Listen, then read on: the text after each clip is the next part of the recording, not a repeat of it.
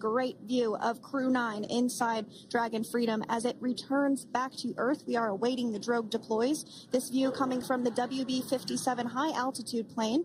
And there you see it on your screen, drogue deployment. Drogue descent rate nominal. You can hear the crowd here. Visual on 2 healthy drogues. The crowd here very excited as Dragon Freedom continues to make its way back to planet Earth.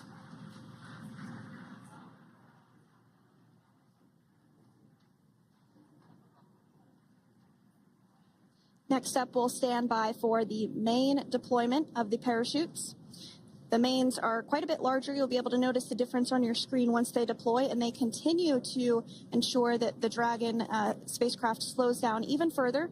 As we mentioned, Freedom will be traveling 16 miles per hour when it splashes down off the coast of Tallahassee, Florida, here at 2:57 p.m. Pacific time this afternoon. And there we go.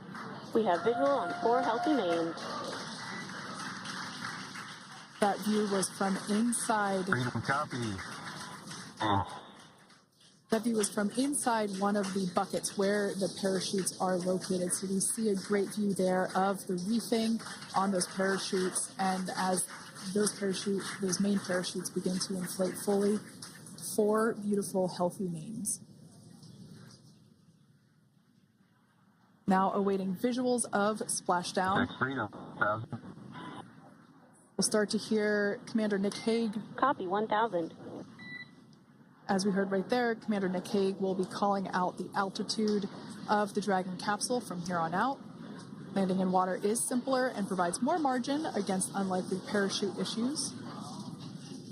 You can see those parachutes continuing to slow the Dragon capsule down. And if you're just joining us, you're looking at 800 meters. A live view of Crew 9, just minutes away from splashing down off the coast of Tallahassee, Florida. Splashdown 2 minutes from now at 2:57 p.m. Pacific. We do have 4 healthy mains really doing the job there. Just breathtaking views of a calm, glass-like ocean off the coast of Tallahassee, Florida. Crew 9 just minutes away from splashing down. This is really such an incredible shot. That Copy, was 600. That was a live view from our recovery vessel, Megan, which is stationed a couple miles away from the splashdown site. We can see the crew there using their restraints as resting places for their arms. They were just in space moments ago, so their arms were able to float freely. 400 meters. This is a gorgeous bluebird day here that we have for the splashdown of Crew 9. It's incredible to think that the Dragon capsule just minutes ago was going over 17,000 miles per hour and now gently coasting to a soft splashdown. 200. Copy, 200 meters. Brace for splashdown.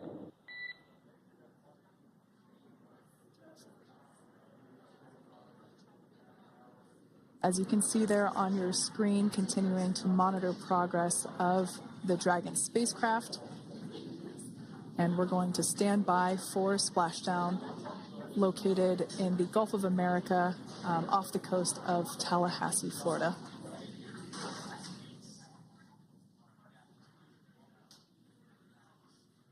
And splashdown. Crew 9 back on Earth.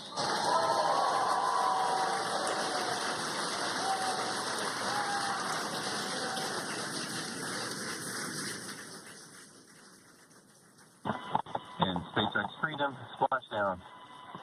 Good main release. Copy, splashdown. We see main chutes cut. Nick, Alex, Butch, Sunny, on behalf of SpaceX, welcome home.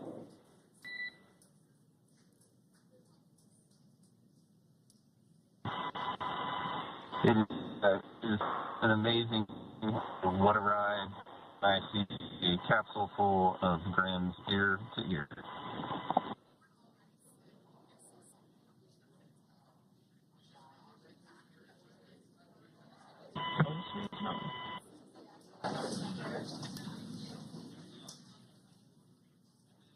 And as you can see on your screen, we have visual confirmation of splashdown. Dragon Freedom has returned home, and NASA astronauts. System safety verifications are in progress. We'll report back when recovery personnel are en route.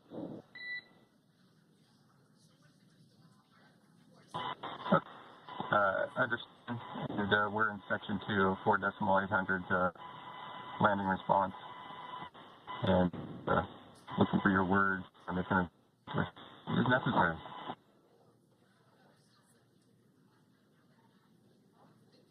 In the distance, we can see the recovery vessel making its way.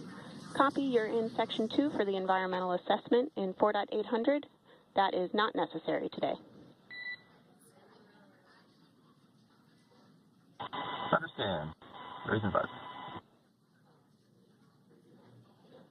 So parachutes, that was still intact, as well as the panels that enclose where the drogue parachutes are located. We can see those fast Freedom, boats. SpaceX is go for recovery personnel to approach. Expect personnel alongside in the next few minutes. Freedom copies.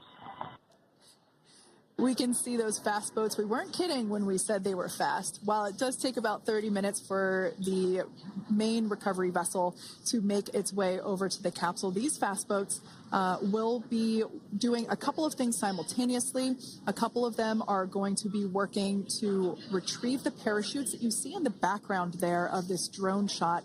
Those parachutes will be retrieved from the ocean surface. We want to make sure we are able to pull those out. The recovery vessel there closest to the spacecraft is going to be performing some safety checks.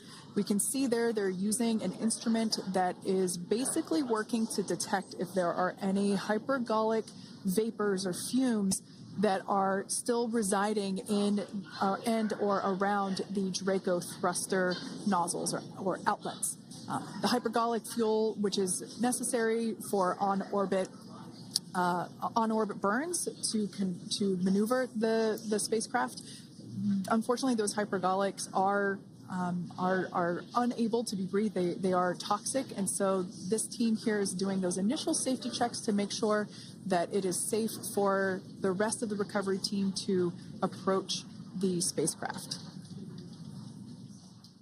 They're also checking to make sure that any residuals from the pyros are safe and are not going to cause any issues. We can see the team working their way around the spacecraft to do these basically these sniff tests on all of those Draco thrusters. And as we continue to await the recovery of our Dragon spacecraft with NASA astronauts Nick Hague, Sunny Williams, Butch Wilmore, and Roscosmos cosmonaut Alexander Gorbanov inside, Dragon has autonomously completed several steps to safe itself following splashdown.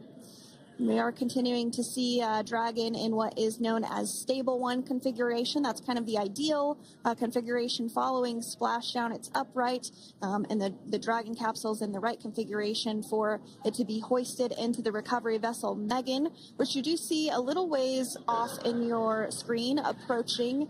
Dragon will continue to remain live on air with you through that recovery process, all the way through the point where the crew is extracted from the Dragon spacecraft.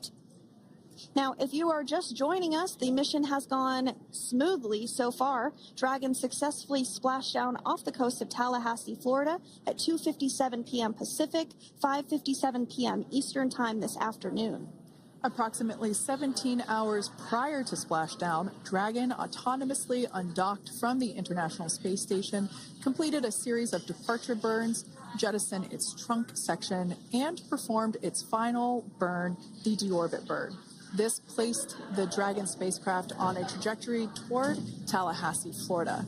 Dragon successfully re-entered the Earth's atmosphere, followed by deployment of its parachutes to slow the spacecraft down to a gentle splashdown. We're now going to follow the Freedom, hypergol sweeps and unfired ordnance checks are nominal. Rigging is in progress. Approximately 25 minutes until capsule lift. Stand by for PMC with SpaceX flight surgeon. Copy. And so what we did just hear there was communications that those hypergol checks were complete. They didn't find any of that upon those checks, so we'll continue to move through the timeline. Next up is a process called rigging, which you see happening right now on your screen. This is when a SpaceX recovery personnel actually works to climb aboard the capsule and work through procedures ahead of lifting onto the nest of the recovery vessel Megan. We heard it's going to be about 25 minutes or so until that lift actually takes place.